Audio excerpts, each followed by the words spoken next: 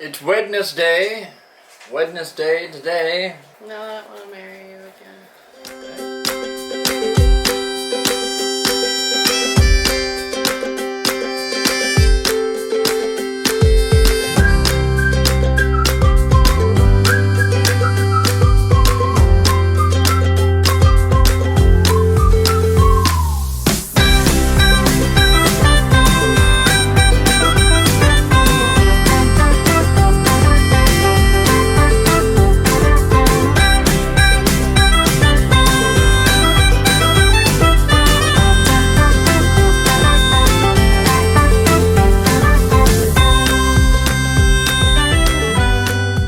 Welcome back, y'all, to another Rounds with a Goat. So, we had a good live last night. It was. Yeah, It was so good. It was so good. Pretty and Pooch from Full Blown Country hung out with us for a little while. Yeah, it was pretty cool. Can't wait to see him. And I really liked the idea she had of kind of getting off about 15 minutes early so we could just chat with everybody in the chat. That worked out well. Yeah. Worked She out well. knows what she's doing, and so does Pooch. Yep, takes a professional to It learn new does. things. Professional. Seriously though. That's good. Yep, it was good. Just it was what we needed. Especially Dave. Good. My sister is actually going to be coming to pick me up today so I can go DoorDash a little bit. Only like a couple hours. Even if it only makes like $5, this guy needs to get out of the house. Yeah, be alright. But, okay, y'all want to read out of John 4. We did the second half of John 3 last time. We'll go to John 4, and this is pretty popular story, Bible. Where Jesus talks to the woman at the well. So, Where are we reading? here we go. All the way through 26. The entire story of Jesus talks to the woman at the well. It's not the entire story. John 4, 1 through... Oh, I see what you're saying. Yeah. I got it. Now, Jesus learned that the Pharisees had heard that he was coming and baptizing more disciples than John. Although, in fact, it was not Jesus who baptized, but his disciples. So he left Judea and went back once more to Galilee. Now, he had to go through Samaria. So he came to a town in Samaria called Sychar, near the plot of ground Jacob had given to his son Joseph. Jacob's well was there, and Jesus, tired as he was from the journey, sat down by the well. It was about noon. When a Samaritan woman came to draw water, Jesus said to her, "Will you give me a drink?" His disciples had gone into town to buy food. The Samaritan woman said to him, "You are a Jew, and I am a Samaritan woman.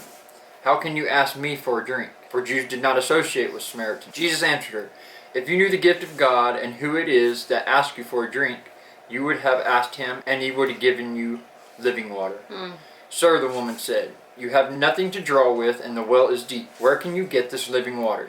Are you greater than our father Jacob, who gave us this well and drank from it himself, as did also his sons and his livestock?"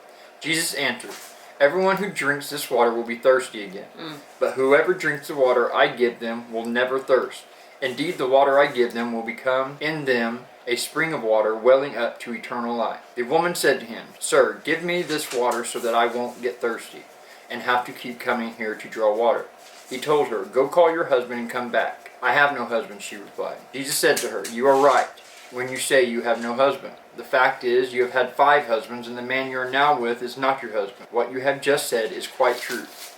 "Sir," the woman said, "I can see that you are a prophet. Our ancestors worshipped on this mountain, but you Jews claim that the place where we must worship is in Jerusalem." "Woman," Jesus replied, "believe me, a time is coming when you will worship the Father neither on this mountain nor in Jerusalem. You Samaritans worship what you do not know. We worship what we do know, for salvation is from the Jews. Yet a time is coming, and has now come, when the true worshippers will worship the Father in the Spirit and in truth. For they are the kind of worshippers the Father seeks. God is Spirit, and his worshippers must worship in the Spirit and in truth." The woman said, "I know that Messiah, called Christ, is coming. When he comes, he will explain everything to us." Then Jesus declared, "I, the one speaking to you, I am he." I am he. Yeah, it's so good, man, and there's so many different good things throughout there. First off, to start with at the beginning, where it's talking about the Pharisees heard of Jesus baptizing and was going to John and telling him, like almost making it a contest between the two. And then how it states that it wasn't even Jesus who was baptizing, it was his disciples. So that's basically like the first we hear of, it doesn't matter who's doing the baptizing. As long as it's in His name. Right. As long as it's in right standing with God, it doesn't matter who's doing it. Don't have to be a preacher, don't have to be, it can be any Joe Schmo, as long as he has a relationship with Christ and he's doing it in the right. For right. salvation. Right. That's super cool. That is. And then it talks about how he had to go through Samaria. So back in them days, the Jews would go around Samaria. So they would go 3 days out of their way just to avoid going through Samaria. But it states here that Jesus had to go through Samaria. Which obviously is because he knew, God knows what is coming. He knows what's about to take place. So he knew that he had to go through Samaria in order to meet this woman at the well to help spread the truth. I'm burning up. I'm about to go over there and get that lid. And then when he's talking about living water, she takes him as literal when he's actually speaking like metaphorically. Right, in his... and she's taking it literally. Or something. And he's talking about if you take this water, you'll never thirst again. He's talking about the soul being fed and your spirit not being hungry.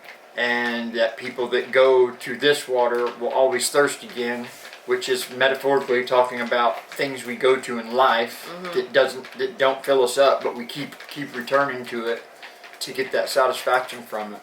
Yeah. So that's super cool. But I like the way this one guy was explaining it. I showed it to Sam the other day. It was on TikTok, and he was talking about how Jesus had to go through Samaria. Through some area, right? It's so crazy because it does really make sense. And I think that is totally something. Well, everybody else would have went around. Right.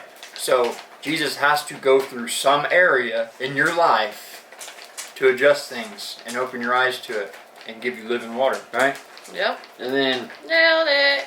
On further, later on, which we'll read Friday, but it talks about how she got so excited, she just left her pail at the well and ran straight to the town of Samaria to start telling everybody.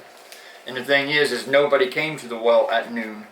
That's why she was coming to the well at noon, because she was trying to hide from people. And how he just called her out. Knowing how many husbands she had. Right, exactly. She knew everything, or he knew everything about her. Shacking up with a man now, not married. It opened the eyes to her heart to realize that this guy knew what he was talking about, and he must be telling the truth. Later on, she did say that you are the prophet. Yeah. She said, if I heard that obviously correctly. you are a prophet. Yeah. Yeah. So. Let it hurt. But then she was talking about, scriptures say that one day Christ, the Messiah, will be coming and he'll explain it all to us. And he's like, well, that's who you're talking to. And immediately her eyes were open and she was excited. And what she walked that whole distance to go get, she just left her pail there, ran into town, and just started spreading the news to everybody. It's a super good story, man. And that's all we got to be willing to do is just open our minds and our hearts. Like I've said many times before, you don't have to take my word for it. I don't want you to take my word for it. Give it a shot. Try it. Try it for 2 weeks. Try it for 1 month. Try it for a week. To just give everything you have to Him and trust that now you've got me messed up. You'll be satisfied. Never. Regardless. Satisfaction.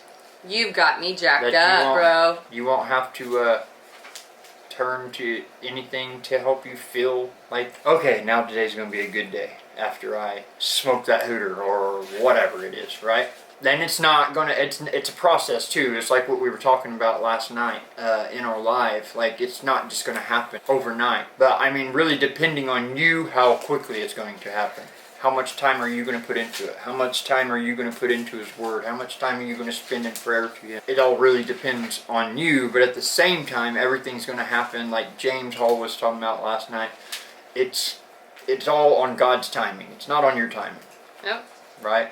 But as long as you're putting forth the effort to try to go towards every single thing He says in truth, you're on the right track. You got it. Right? Yeah. Because you know that you're striving for perfection, even though He knows we can't be perfect, but as long as you're trying everything in your power to be Christ-like, not like what we've talked about or last ground of the goat where you just, okay, I believe, so I'm good. Mhm.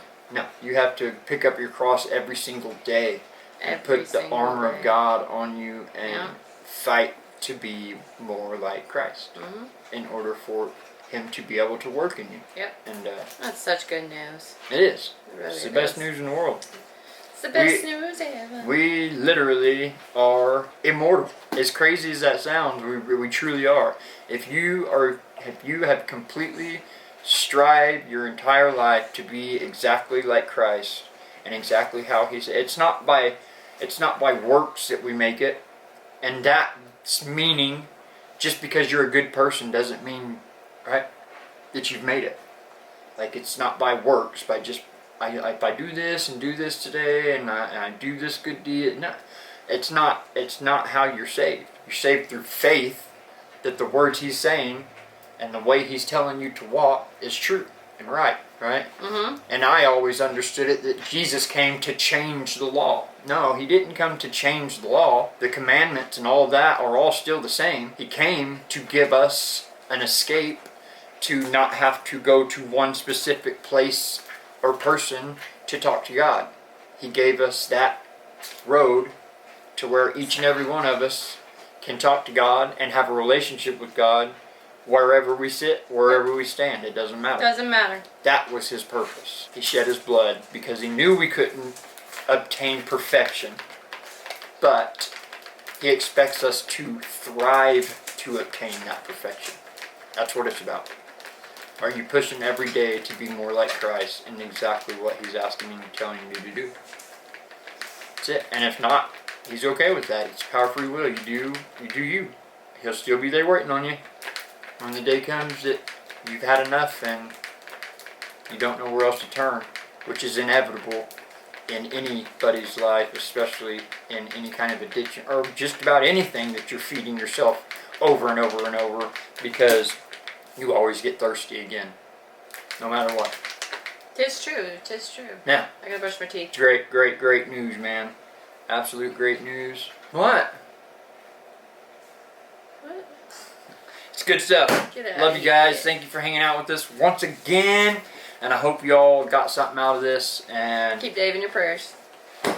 yeah, be praying for us. We'll be praying for y'all. And just let Christ work through you.